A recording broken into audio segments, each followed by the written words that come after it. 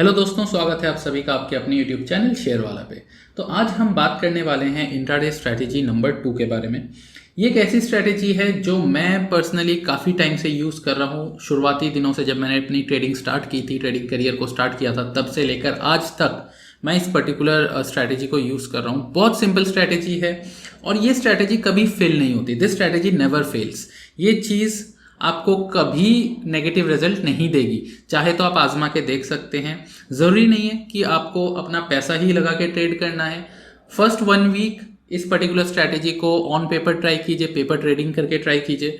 अगर आपको अच्छा लगा तो आप इसको फिर एक्चुअल ट्रेडिंग में यूज़ कर सकते हैं। तो इस पर्टिकुलर स्ट्रैटेजी में हम 3 इंडिकेटर्स यूज़ करेंगे, 3 इंडिकेटर्स यूज़ करेंगे। First is Bollinger band, second is MACD and third is volume chart. तो बॉलिंजर बैंड इस पर्टिकुलर स्ट्रैटेजी का मेन इंडिकेटर है। MACD और वॉल्यूम चार्ट के बारे में मैंने आपको स्ट्रैटेजी नंबर 1 में भी बताया था। ठीक है, तो चलिए स्टार्ट करते हैं। लेकिन स्टार्ट करने से पहले कुछ चीज़ें मैं आपको बता दूं, कुछ इंपॉर्टेंट चीज़ें। कैंडलस्टिक पैटर्न्स जानना बहुत ज़रूरी है। अगर आप एक सक्सेसफुल ट्रेडर बनना चाहते हैं, स्टॉक मार्केट में अपना करियर बनाना चाहते हैं या एक इंडिपेंडेंट ट्रेडर बनना चाहते हैं, तो कैंडलस्टिक पैटर्न सीखना बहुत ज़रूरी है। डिस्क्रिप्शन में उसका लिंक आपको मिल जाएगा, वहाँ से आप इसको देख सकते हैं।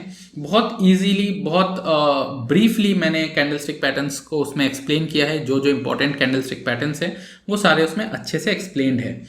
सेकंड है इंट्राडे स्ट्रैटेजी नंबर 1। तो ये हमारा इंट्राडे स्ट्रैटेजी नंबर 2 है। स्ट्रैटेजी नंबर 1 का वीडियो आपको डिस्क्रिप्शन में मिल जाएगा, जिसमें कि हमने VWAP को यूज़ किया है। उसके अलावा जो अदर इंपॉर्टेंट वीडियोस हैं उसका भी डिस्क्रिप्शन आपको लिंक आपको डिस्क्रिप्शन में मिल जाएगा। इसके अलावा दोस्तों, हमारे टेलीग्राम चैनल को आप ज्वाइन कर सकते हैं, जहां मैं डेली लेवल्स, बैंक निफ्टी के बारे में पोस्ट करता रहता हूं। स्टॉक मार्केट से रिलेटेड जो न्यूज़ आती हैं उनको मैं पोस्ट करता हूं, और साथ ही रिकमेंडेशंस भी उसमें मैं प्रोवाइड करता रहता हूं इंट्राडे, पोजिशनल और स्विंग ट्रेडिंग के जो भी हमारे लेवल्स बनते हैं उनको। और आखिरी बात, हमारे चैनल को सब्सक्राइब ज़रूर करें, बेल आइकन को ज़रूर दबाएं ताकि आप आने वाले वीडियोस को मिस आउट ना करें। तो चलिए अब स्टार्ट करते हैं। सबसे पहले हम समझेंगे बॉलिंजर बैंड के बारे में।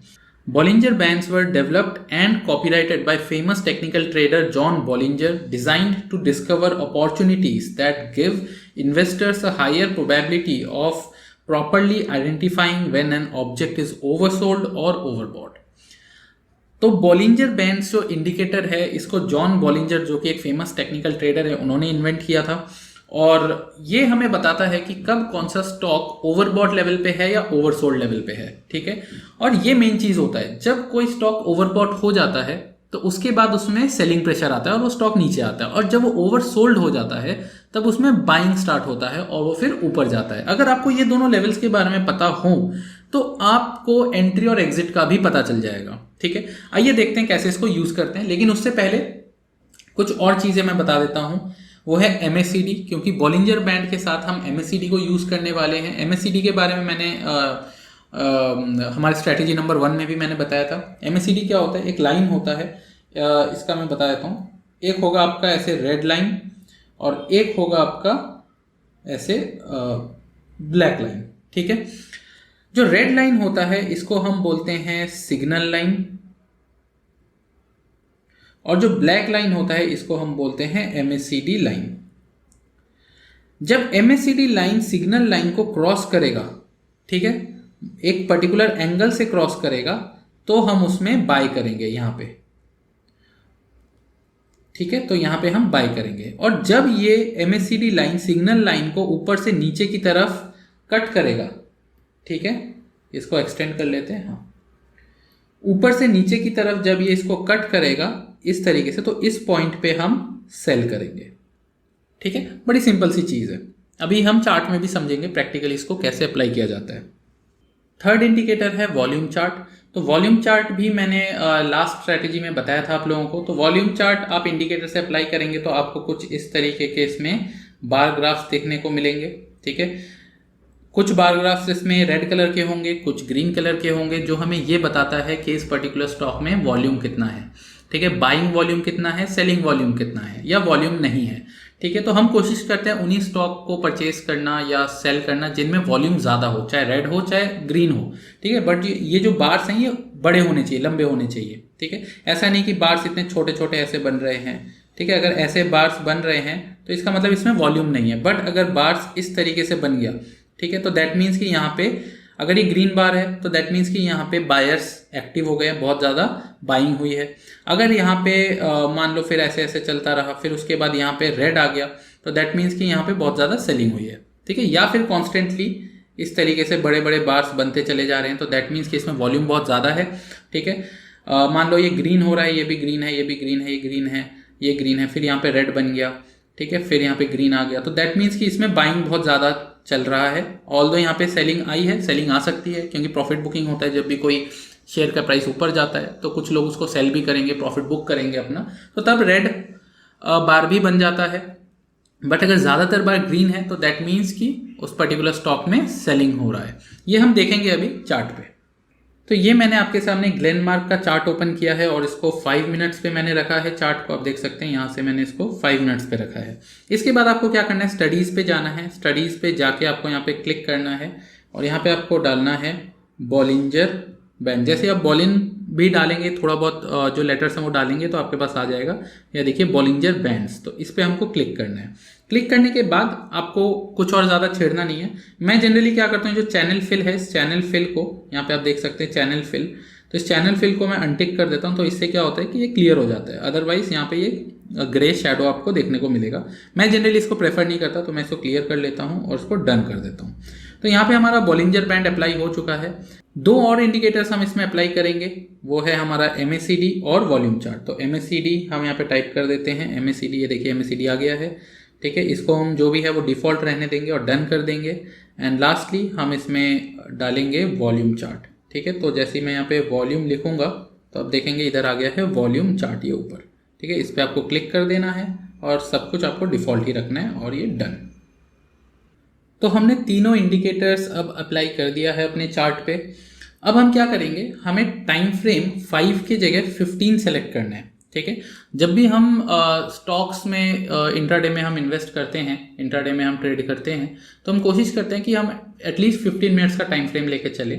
ठीक है, जब हम ऑप्शन में ट्रेड करते हैं तब हम 5 मिनट्स का टाइम फ्रेम लेके चलते हैं, बट जब हम स्टॉक में करते हैं, कैश या इक्विटी में करते हैं, तब हम 15 मिनट्स का टाइम फ्रेम लेके चलते हैं। ठीक है, तो ये ग्लेनमार्क का चार्ट है और इसमें हमने 15 मिनट्स का चार्ट ओपन किया हुआ है। तीनों इंडिकेटर्स हमने लगा दिया है, बॉलिंजर बैंड, MACD और वॉल्यूम चार्ट। तो बॉलिंजर बैंड में मैं आपको बता देता हूं कि 3 लाइंस होती हैं। ये तीनों लाइंस मिलके बॉलिंजर बैंड बनाता है। पहला line, second line and third line. ठीक है, जो सेकंड वाला लाइन है ये मोस्ट इंपॉर्टेंट लाइन है। ये हमें 20 डेज का मूविंग एवरेज बताता है। ठीक है, ये जो बीच वाला लाइन है ना, ये हमें 20 डेज मूविंग एवरेज बताता है। और जो फर्स्ट और थर्ड वाला लाइन है ये स्टैंडर्ड डिविएशन बताता है। अब स्टैंडर्ड डिविएशन क्या है, अगर आपने मैथ सब्जेक्ट पढ़ा होगा अपने ग्रेजुएशन में या 11th-12th में, तो आपको पता होगा कि जब स्टैटिस्टिक्स हम पढ़ते थे तो उसमें हम स्टैंडर्ड डिविएशन निकालते थे। उसका मतलब है कि जो मीन प्राइस है, मतलब जो एवरेज प्राइस है, उससे कितना ऊपर या कितना नीचे जो प्राइस है वो डिविएट कर रहा है। ठीक है, या वो जा रहा है। जैसे कि ये एवरेज प्राइस है 20 डेज का। ठीक है, 20 डेज का मूविंग एवरेज प्राइस है, इसके कितना ऊपर या कितना नीचे जो प्राइस है वो मूव कर रहा है। ठीक है, वही ये फर्स्ट और थर्ड लाइन हमें दिखाता है।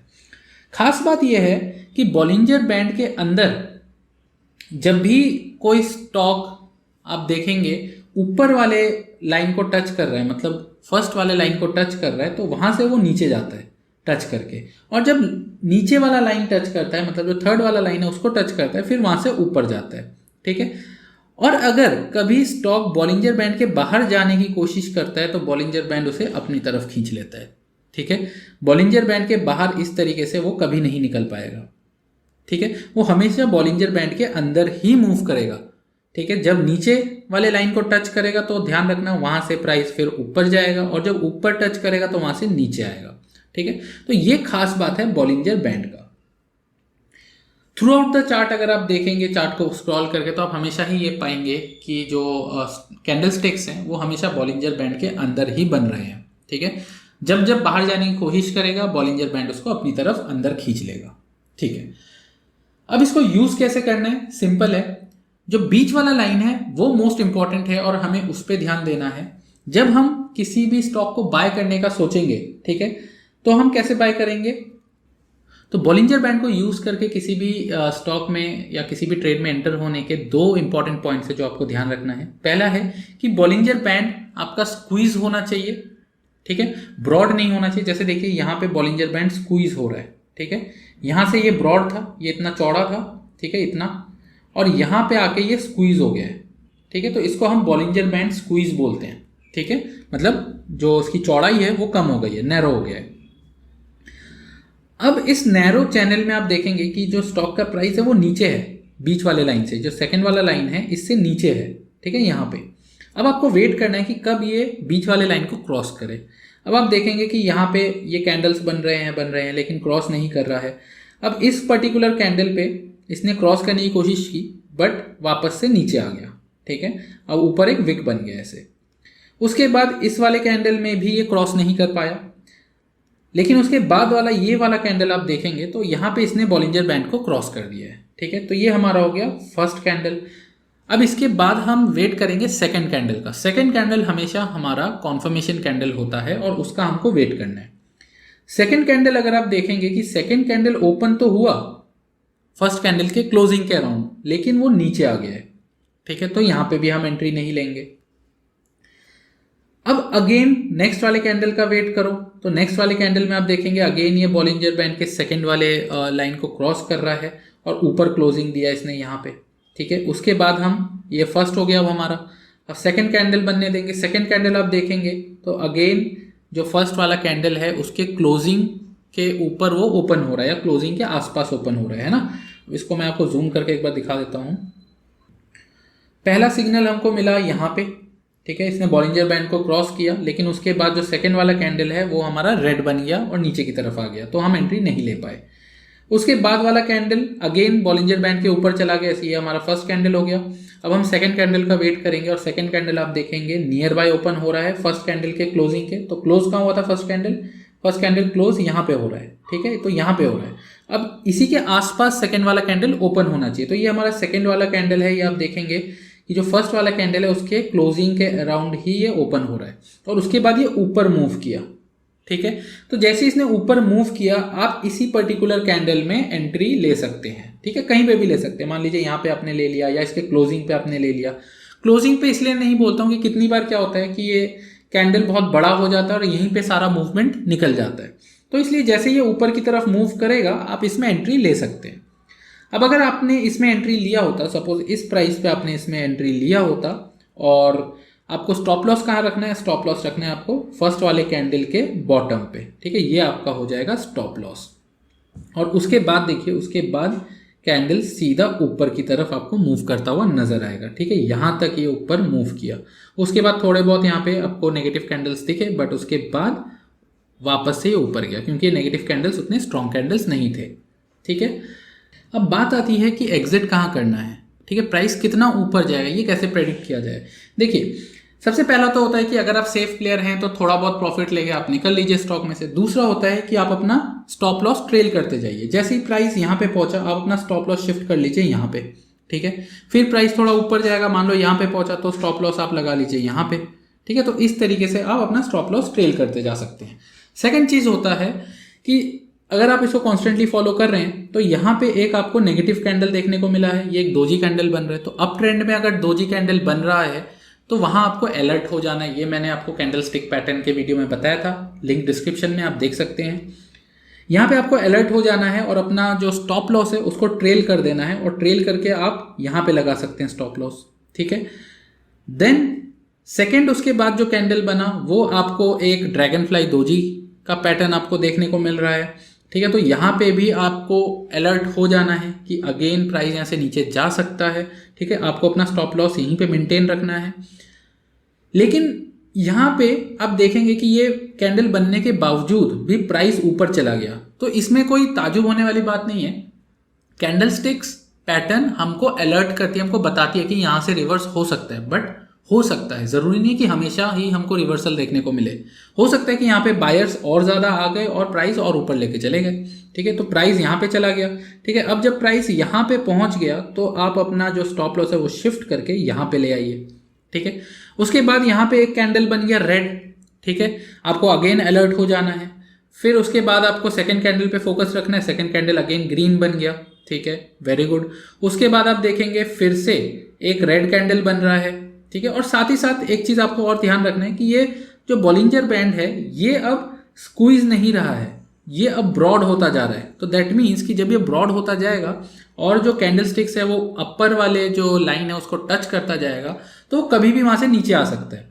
और यहाँ पे देखिए, यहाँ पे एक स्ट्रॉन्ग रेड कैंडल, पहला रेड कैंडल हमें यहाँ पे दिखा स्ट्रॉन्ग, दूसरा रेड कैंडल हमें यहाँ पे दिखा स्ट्रॉन्ग। तो दैट मीन्स कि यहाँ से श्योर शॉट प्राइस जो है वो नीचे जाएगा। तो आपको यहाँ पे एग्जिट कर लेना है, जो सेकंड वाला रेड कैंडल बना है यहाँ पे आपको एग्जिट कर लेना है, ठीक है। और आपको देखिए यहाँ से यहाँ तक आपको जबरदस्त एक मूवमेंट मिल चुका है ऑलरेडी। स्टॉप लॉस ट्रेल करना बहुत जरूरी है, इससे क्या होता है आए हुए प्रॉफिट आप नहीं गवाते हैं, ठीक है। हो सकता है कि प्राइस यहीं पे रिवर्स हो जाता, तो अगर यहाँ पे रिवर्स हो जाता, ये नीचे आता, तो यहीं पे आपका स्टॉप लॉस हिट हो जाता और यहाँ से लेके यहाँ तक का मूवमेंट जो होता है इतना मूवमेंट आपको मिल जाता, ठीक है। एक और एग्जांपल देख के हम समझते हैं। अब प्राइस यहाँ से ये नीचे आया, ठीक है, नीचे आने के बाद ये जबरदस्त नीचे गया, फिर ऊपर आया और यहाँ इसने वापस से बॉलिंजर बैंड के सेकेंड जो लाइन है उसको इसने ब्रीच किया, ऊपर गया उसको ब्रीच करके। लेकिन जो उसके बाद वाला कैंडल है वो हमारा रेड बना, उसके बाद वाला कैंडल भी रेड बना, उसके बाद वाला कैंडल अगेन हमको एक नेगेटिव सिग्नल दे रहा है, स्ट्रॉन्ग कैंडल नहीं है, तो हम इसमें एंटर नहीं करेंगे, ठीक है। इस मूव को हम पर्टिकुलरली छोड़ ही देंगे। उसके बाद आप देखेंगे कि यहाँ पे अगेन एक ग्रीन कैंडल बना है और ये ग्रीन कैंडल जो बीच वाला लाइन है उसको क्रॉस कर रहा है, ठीक है। तो ये हो गया हमारा फर्स्ट कैंडल। सेकंड कैंडल देखेंगे, सेकंड कैंडल ओपन तो हुआ ऊपर लेकिन वो नीचे आ गया, ठीक है, तो हम इसमें एंट्री नहीं लेंगे। उसके बाद यहाँ पे आप देखेंगे अगेन ये बीच वाले लाइन को क्रॉस कर रहा है, तो इसको हम फर्स्ट कैंडल मान लेंगे।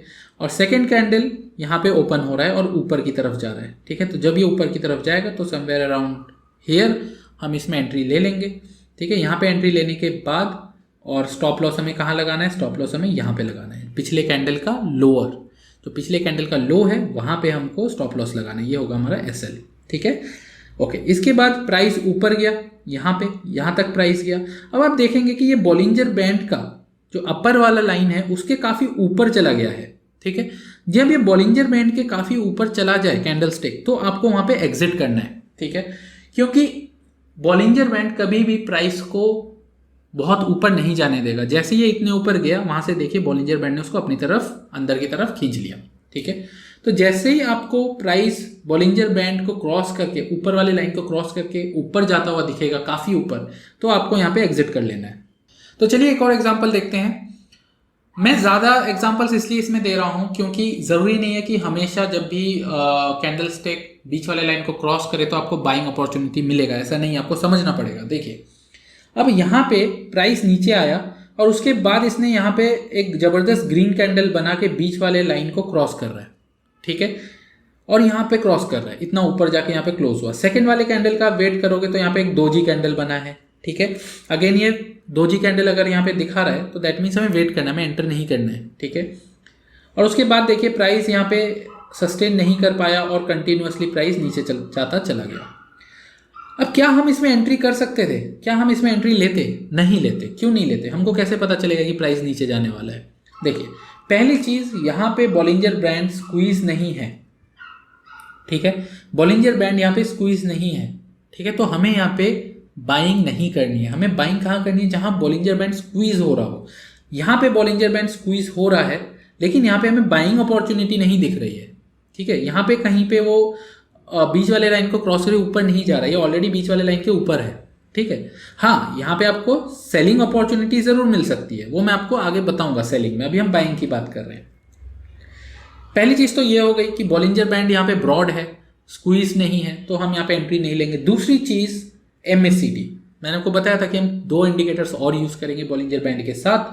तो MACD अगर आप देखेंगे तो MACD में ब्लैक लाइन रेड लाइन के नीचे है, ये देखिए ब्लैक लाइन रेड लाइन के नीचे है, तो यहाँ पे हम एंट्री नहीं ले सकते, ठीक है। MACD ने एंट्री रिजेक्ट कर दी है, MACD हमको सिग्नल नहीं दे रहा है कि यहाँ पे हम एंटर करें, ठीक है। तो यहाँ पे हम एंटर नहीं करेंगे। ऑल्दो देखिए हमें वॉल्यूम यहाँ पे दिख रहा है बनता हुआ, ठीक है, वॉल्यूम हमें यहाँ बनता हुआ दिख रहा है, ग्रीन वॉल्यूम दिख रहा है, लेकिन हमें MACD सिग्नल नहीं दे रहा है, तो हम एंटर नहीं करेंगे। और साथ ही बॉलिंजर बैंड भी हमें सिग्नल नहीं दे रहा है क्योंकि बॉलिंजर बैंड यहाँ पे ब्रॉड है। ठीक है, तो हम किसी भी ट्रेड में तभी एंटर करेंगे जब हमें तीनों सिग्नल मिले, बॉलिंजर बैंड से भी मिले, एमएसीडी से भी मिले और वॉल्यूम से भी मिले। ठीक है, अब एक और चीज़ हम यहाँ पे देख लेते हैं, एक और कंडीशन जो बन सकती है हमारे सामने। यहाँ पे आप देखेंगे ये कैंडल बॉलिंजर बैंड के बीच वाले लाइन को क्रॉस कर रहा है। ठीक है, क्रॉस करने के बाद ये हो गया फर्स्ट कैंडल, ये हो गया हमारा सेकंड कैंडल। तो सेकंड कैंडल भी हमारा सेटिस्फाई कर रहा है, जहाँ पे क्लोज हुआ फर्स्ट वाला कैंडल वहीं पे ओपन हुआ, ऊपर की तरफ गया। लेकिन क्या हम इसमें एंट्री करते? अगर इसमें एंट्री करते तो देखिए प्राइस उसके बाद धड़ाम से नीचे गिरा। ठीक है, हम इसमें एंट्री क्यों नहीं करेंगे?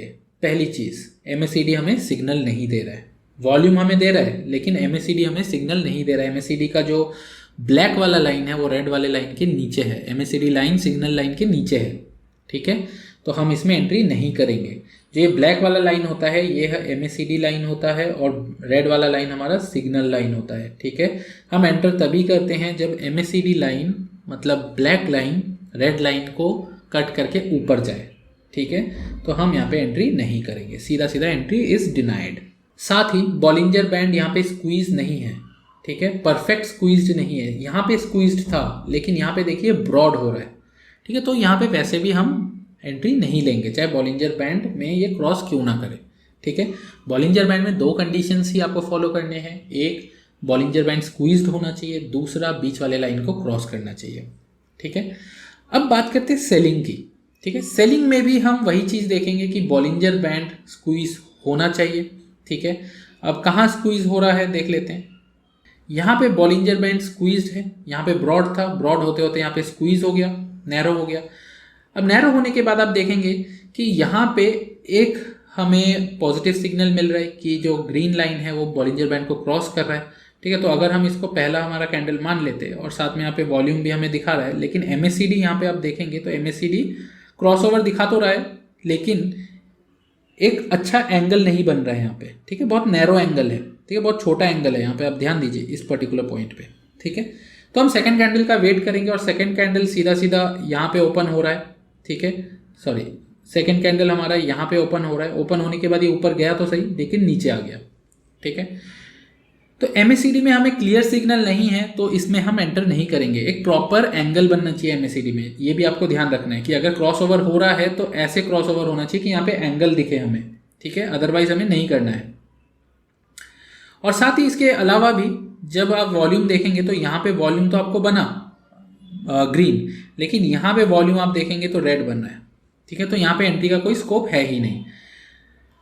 लेकिन उसके बाद वाला कैंडल अगर आप देखेंगे तो उसके बाद वाला कैंडल जो बीच वाला लाइन है उसको क्रॉस करके नीचे जा रहा है। ठीक है, उसको नीचे की तरफ क्रॉस कर रहा है, तो यहाँ पे क्लोज हुआ। उसके बाद जो नेक्स्ट कैंडल बना, ये अगर फर्स्ट कैंडल है, ये हमारा सेकंड कैंडल होगा, ये हमारे क्लोजिंग के आसपास ओपन हुआ और ये फर्दर नीचे की तरफ गया, तो यहाँ पे हम एंट्री ले सकते थे। और यहाँ पे एंट्री लेने के लिए हमें एमएसीडी से एक बार चेक करना है, तो एमएसीडी यहाँ पे हमें नहीं दिखा रहा है, एमएसीडी अभी भी ब्लैक लाइन ऊपर है। ठीक है, एमएसीडी हमें सिग्नल कहाँ दे रहा था? एमएसीडी हमें सिग्नल यहाँ पे दिया है। ठीक है, यहाँ कौन सा कैंडल बन रहा है? यहाँ ये वाला कैंडल बन रहा है। ठीक है, तो यहाँ पे अगर आप एंट्री लेते, यहाँ पे भी आप ले सकते थे, बट हम नहीं लेंगे। ठीक है, इसलिए नहीं लेंगे क्योंकि ये ऑलरेडी बीच वाले लाइन को क्रॉस करके नीचे वाले लाइन को टच कर चुका है। ठीक है, तो हम यहाँ पे एंट्री नहीं लेंगे। ज़रूरी नहीं है कि आपको हर ट्रेड में घुसना है, जब तक आपको प्रॉपर हर कंडीशन सेटिस्फाइड ना दिखे तब तक आपको एंट्री नहीं करनी है। ठीक है, ओके। अगेन एक और कंडीशन हम देख लेते हैं इसी में। देखिए, यहाँ से प्राइस ऊपर की तरफ गया, बीच वाले लाइन को क्रॉस करके एक कैंडल हमें ऊपर की तरफ बनता हुआ दिख रहा है, लेकिन यहाँ पे हम एंट्री नहीं लेंगे। क्यों? क्योंकि यहाँ पे बॉलिंजर बैंड काफ़ी ज़्यादा ब्रॉड है। ऑल्दो आप देखेंगे यहाँ पे एमएसीडी हमें सिग्नल दे रहा है, ठीक है, लेकिन बॉलिंजर बैंड ब्रॉड है तो हम नहीं लेंगे। तीनों कंडीशंस मैंने आपको बोला है सेटिस्फाई होना चाहिए। ठीक है, यहाँ पे एमएसीडी सिग्नल दे रहा है, वॉल्यूम सिग्नल दे रहा है, लेकिन हमें बॉलिंजर बैंड सिग्नल नहीं दे रहा है क्योंकि वो स्क्वीज्ड नहीं है। ठीक है, तो एंट्री हम नहीं करेंगे, एंट्री इज डिनाइड। ठीक है, कोई और चार्ट भी ओपन करके देख लेते हैं, किसी और कंपनी का चार्ट। हम कैडिला का चार्ट ओपन करके देख सकते हैं।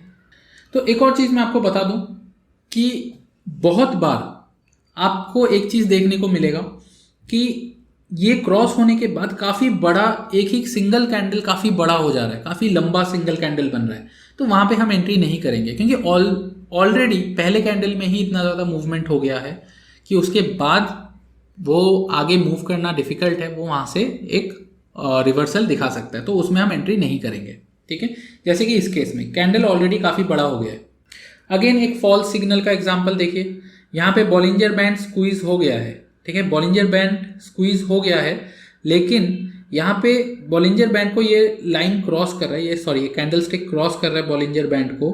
ठीक है, उसके बाद जो सेकेंड कैंडल बना वो हमें प्रॉपर सिग्नल नहीं दे रहा है। ठीक है, वो नीचे की तरफ जा रहा है, और साथ ही MACD भी यहाँ पे हमें सिग्नल नहीं दे रहा है। ठीक है, ब्लैक लाइन रेड लाइन के काफ़ी नीचे है, तो हम यहाँ पे एंट्री नहीं लेंगे, ये एक हमारा फॉल्स सिग्नल है। अब मैं आपको एक केस ऐसा दिखाता हूँ जहाँ पे हमारे सारे इंडिकेटर्स ने अच्छा सिग्नल दिया, लेकिन उसके बाद भी हमें अच्छा खासा मूव नहीं मिला, और हो सकता है कि हमारा स्टॉप लॉस भी हिट हो जाए। देखिए यहाँ पे एक ग्रीन कैंडल बना, प्राइस ऑलरेडी नीचे की तरफ था, बॉलिंजर बैंड के नीचे वाले पोर्शन में था, और यहाँ पे इस वाले कैंडल ने, जो फर्स्ट मैंने मार्क किया है और एरो बनाया, इस वाले कैंडल ने बॉलिंजर बैंड के बीच वाले लाइन को क्रॉस ओवर किया है। ठीक है, क्रॉस ओवर करने के बाद यहाँ पे एक सेकंड सिग्नल हमें मिला, जो कि उतना अच्छा सिग्नल तो नहीं है, लेकिन ऊपर की तरफ जा रहा है, तो हम एंट्री कर लेते हैं इसमें। ठीक है, क्योंकि MACD भी हमें यहाँ पे पॉजिटिव सिग्नल दिखा रहा है, MACD स्ट्रॉन्ग है, ब्लैक लाइन रेड लाइन के ऊपर है, तो हम यहाँ पे एंट्री कर सकते हैं, और वॉल्यूम भी हमें सिग्नल दे रहा है। ठीक है, तो अगर हम यहाँ पे एंट्री करते, ठीक है, और हम अपना जो स्टॉप लॉस है वो यहाँ पे रखते इस पोजीशन पे, ठीक है, तो यहाँ पे देखेंगे कि एक अच्छा खासा मूव तो हमें नहीं मिला। ठीक है, लेकिन उसके बाद यहाँ पे एक अच्छा खासा रेड कैंडल बन गया, जिसने हमारा स्टॉप लॉस हिट कर दिया। ठीक है, तो ऐसे इंस्टेंसेस भी हो सकते हैं, लेकिन ऐसे इंस्टेंसेस आपको 10 में से 2 बार ही मिलेगा मुश्किल से। ठीक है, तो 10 में से 2 बार अगर आपका स्टॉप लॉस हिट हो रहा है और बाकी टाइम आपको अच्छा खासा मूवमेंट मिल रहा है, अच्छा खासा प्रॉफिट मिल रहा है, तो दैट्स ओके यार, है ना, वो ये इतना तो बेट हम ले सकते हैं। तो last example of the day, तो आज का लास्ट एग्जांपल मैं आपको दिखा देता हूँ। ये हम सेलिंग के ऊपर बात करेंगे इस पर्टिकुलर एग्जांपल में। तो देखिए किस तरीके से हम शॉर्ट सेल कर सकते हैं किसी भी स्टॉक को। पहला कंडीशन, यहाँ पे बॉलिंजर बैंड स्क्वीज हो चुका है। ठीक है, पहला कंडीशन सेटिस्फाइड है। प्राइस अगर देखेंगे तो प्राइस ऊपर से नीचे की तरफ आ रहा है। ठीक है, अब हम वेट करेंगे कि कब ये बीच वाले लाइन को क्रॉस करके नीचे जाए। यहाँ पे आप देखेंगे, यहाँ पे ठीक है एक डोजी कैंडल बन रहा है। ठीक है, ऑलमोस्ट एक डोजी कैंडल है, और ये बीच वाले लाइन को क्रॉस करके नीचे जा रहा है। ठीक है, सेकंड कैंडल का वेट करेंगे तो सेकंड कैंडल ने अच्छा खासा बीच वाले लाइन को क्रॉस करके नीचे आ गया है। ठीक है, तो या तो आप इस सेकंड कैंडल में या इस थर्ड कैंडल के स्टार्टिंग में एंट्री ले सकते थे। क्यों एंट्री ले सकते थे? क्योंकि यहाँ पे बीच वाले लाइन को क्रॉस किया है नीचे की तरफ, तो यह हो गया हमारा फर्स्ट कैंडल। सेकंड कैंडल अगर आप देखेंगे तो सेकंड कैंडल ऑल्दो ऊपर की तरफ जा रहा था, ग्रीन कैंडल दिखा रहा है थोड़ा सा, तो हम इसमें अवॉइड करके हम थर्ड वाले कैंडल का वेट कर सकते हैं। ऐसे केसेस में सेकंड वाले कैंडल को अवॉइड कर दो, थर्ड वाले कैंडल का वेट करो। तो थर्ड वाला कैंडल आप देखोगे कि एक रेड कैंडल बन रहा है और नीचे की तरफ जा रहा है। जब वो नीचे की तरफ जाने लगे तब आप ध्यान दो MACD पे। MACD यहाँ पे एक बियरिश सिग्नल दे रहा है, क्योंकि जो ब्लैक लाइन है वो रेड लाइन के नीचे जा रहा है, ऑलरेडी नीचे है। ठीक है, और अगर आप वॉल्यूम पे ध्यान दो तो वॉल्यूम यहाँ पे भी रेड बना है और यहाँ पे भी रेड बना है। ग्रीन वॉल्यूम, ग्रीन बार्स आपको बहुत कम दिखेंगे। ठीक है, तो यहाँ पे एक हम एंट्री ले सकते हैं, और एंट्री जब आप लेंगे इस पर्टिकुलर सिनेरियो में, तो आपको स्टॉप लॉस कहाँ रखना है। अब देखिए स्टॉप लॉस अगर आप यहाँ पे रखते हैं, ठीक है, तो ये बहुत छोटा स्टॉप लॉस हो जाएगा और ये हिट होने के चांसेस बहुत ज़्यादा है। ठीक है, क्योंकि ये कैंडल अपने आप में काफ़ी छोटा है, तो इसका जो हाई है यहाँ पे आपको स्टॉप लॉस नहीं रखना है। स्टॉप लॉस आपको कहाँ रखना है? स्टॉप लॉस आपको रखना है या तो यहाँ पे, ठीक है, या फिर इस पे, या फिर इस पे। ठीक है, तो अगर आपको पिछले वाले कैंडल का जो हाई है, अगर आप शॉर्ट सेल कर रहे हैं तो ऑब्वियसली आप हाई पे ही उसका स्टॉप लॉस रखेंगे पिछले वाले कैंडल के। तो अगर पिछला वाला कैंडल छोटा है तो आप उससे पिछले वाले कैंडल के हाई पे रखिए। ठीक है, अगर उससे पिछले वाला कैंडल भी छोटा है तो उससे पिछले वाले कैंडल पे रखिए। ठीक है, और उसके बाद आप देखिए कि अच्छा खासा मूव इसमें हम आपको देखने को मिला है। और जैसे मैंने बोला था, एग्जिट कहाँ करना है? एग्जिट आपको तब करना है जब प्राइस बॉलिंजर बैंड के काफ़ी बाहर निकल जाए। और यहाँ पे आप देखिए, यहाँ पे जो विक है वो काफ़ी बाहर निकल गया है, तो आप यहाँ पे एग्जिट कर सकते हैं सेफली। और अगर आपको थोड़ा और वेट करना है, ठीक है, अगर आपको थोड़ा और वेट करना है तो आप अपना स्टॉप लॉस ट्रेल कर सकते हैं। स्टॉप लॉस शिफ्ट करके आप यहाँ पे रख सकते हैं, ठीक है। तो यहाँ पे अगर आप रखते भी तो भी कोई फ़ायदा नहीं होता, क्योंकि अगले दिन ये गैप अप ओपन हुआ है, ठीक है। गैप अप ओपन होती है आपका स्टॉप लॉस यहाँ हिट हो जाता, ठीक है। तो आई होप कि आप अच्छे से समझ गए हैं ये पर्टिकुलर स्ट्रैटेजी, कैसे इसको यूज़ करना है, कैसे ये इंडिकेटर्स आप यूज़ कर सकते हैं। मैं आपको रेकमेंड करूंगा कि फर्स्ट 1 वीक पेपर ट्रेड कीजिए, देखिए कैसा रिजल्ट आपको मिल रहा है, एंड देन उसके बाद आप लाइव ट्रेडिंग कर सकते हैं।